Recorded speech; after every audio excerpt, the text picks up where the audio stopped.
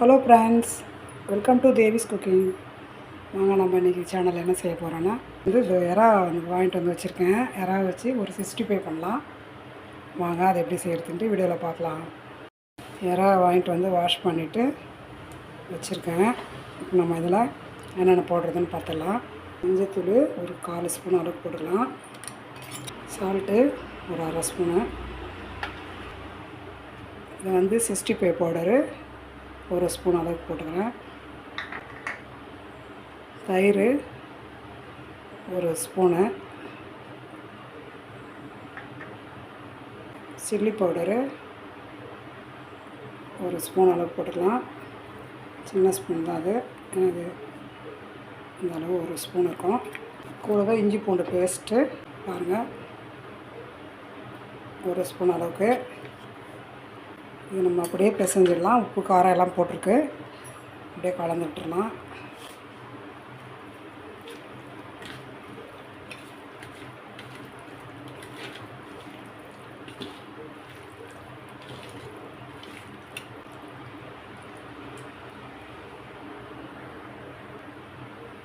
இப்போ வந்து இதில் நம்ம இந்த லெமனுக்கு வந்து பாதி அளவு தான்.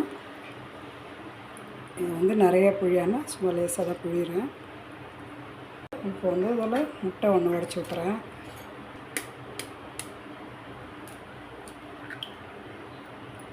அப்படியே ஊற்றிட்டு நம்ம அப்படியே கலந்துருவோம்.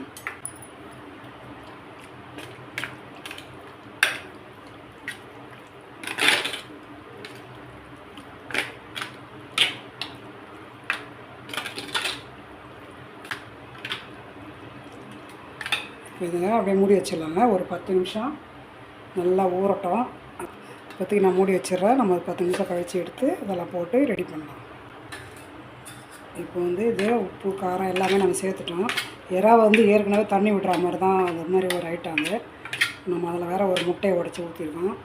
அதனால் இது தண்ணியாக இருக்காமல் இருக்குல்ல, நம்ம இதுக்கு கார்ன்ஃப்ளவர் மாவு ஒரு 1.5 ஸ்பூன் அளவுக்கு போட்டுக்கலாம். இதெல்லாம் போட்டு நம்ம செய்யும்போது மசாலாவும் பிரியாது, அதே சமயம் நல்லாவும் டேஸ்ட்டாக சாஃப்டாக இருக்கும். இது வந்து பச்சரிசி மாவு, இது 1 ஸ்பூனு. மைதா வந்து 1.5 ஸ்பூனு. மைதா வந்து சேர்க்க மாட்டாங்க. இது இந்த மாதிரி ஒரு ஐட்டத்துக்கெலாம் போட்டாக்கா நல்லா சாஃப்டாக இருக்கும். அதனால தான் நம்ம அதை சேர்க்குறோம். உங்களுக்கு வேண்டான்னா நீங்கள் அது தவிர்த்துடலாம். இப்போ நம்ம இதை அப்படியே கலந்துடலாம்.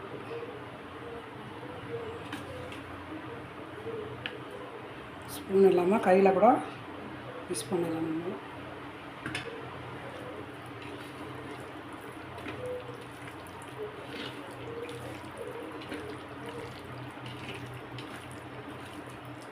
எண்ணெயை காய வச்சுருக்கேன் ஸ்டவ்வில்.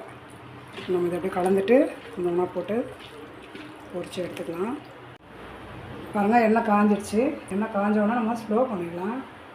டக்கு கரிஞ்சிடும். 2 போட்டுடலாம். இது அப்போ கூட அந்த பவுடர்லாம் போட்டு கூட தண்ணியாக இருக்கிற மாதிரி தெரியுது பாருங்கள். இது வந்து கரெக்டாகிடும்.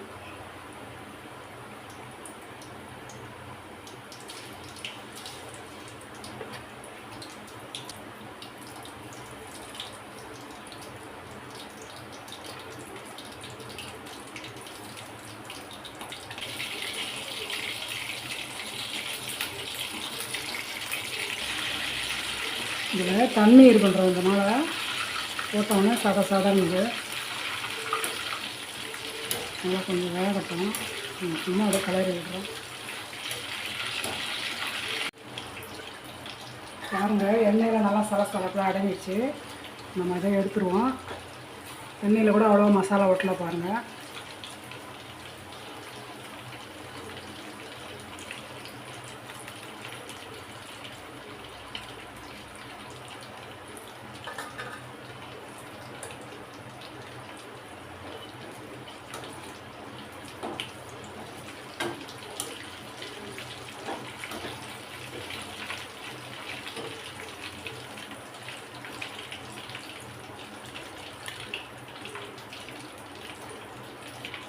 தக்காளி வெங்காயம் காரெல்லாம் போட்டு செஞ்சால் பசங்க சாப்பிட மாட்டாங்க. இந்த மாதிரி செஞ்சு கொடுத்தா சாப்பிடுவாங்க.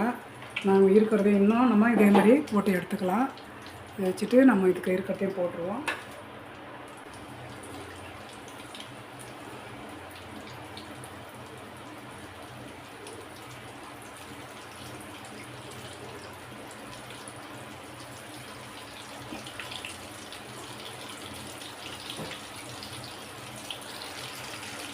அதனால் இதுவும் ரெடி ஆகிடுச்சு. நம்ம இப்போ இதையும் எடுத்துடலாம். அப்படியே ஒரு வாசனைக்கு ஒரு கருப்பிலே போட்டுருவோம். சூப்பராக இருப்பாங்க.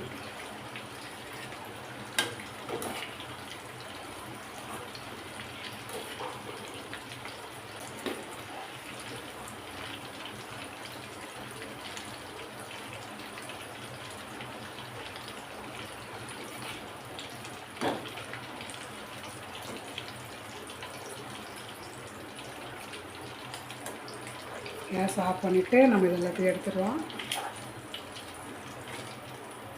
பாருங்கள், எறா 65 ரெடி ஆகிடுச்சு.